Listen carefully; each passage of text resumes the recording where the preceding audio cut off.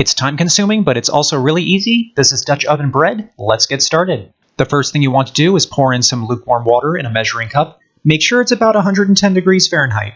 Next, we're going to add some dry active yeast and give that a good mix. And this is going to sit for about 10 minutes until it's nice and foamy. Now in a bowl, I'm putting in 3 cups of all-purpose flour, adding some salt, and pouring in my yeast mixture.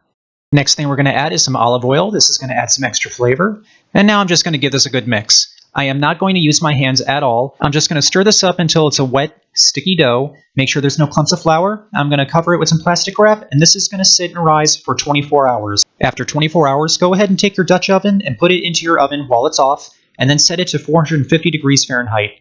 While that's heating up, go ahead and take your dough out. I'm going to generously flour my work surface, take out my dough, and this dough is going to be very wet and very sticky. If it sticks to your fingers, just add very little flour, and we're going to fold the dough onto itself. We're not going to knead it. This is all we're doing. And then I'm going to flip it, make sure the smooth side is facing up, and now I'm going to put it into my Dutch oven, which is very, very hot, so be very careful. I'm going to place my dough into the Dutch oven, and I'm going to take some flour, sprinkle that on top. This next part is optional, but I'm going to score the top with some kitchen shears, and I'm honestly just doing this to give it a nice design. Now I'm going to put the lid back onto the Dutch oven, and I'm putting this in the oven for 30 minutes. After 30 minutes, take the top off, and put this back into the oven for an additional 15 minutes. And after 15 minutes, it should look like this. Remember that scene in Ratatouille when you heard the sound of bread?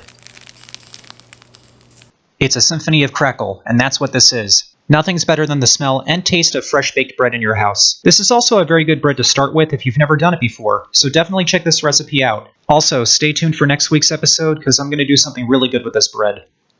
Alright guys, I hope you all enjoyed this one. Please remember to like and subscribe, and I will see you all next time.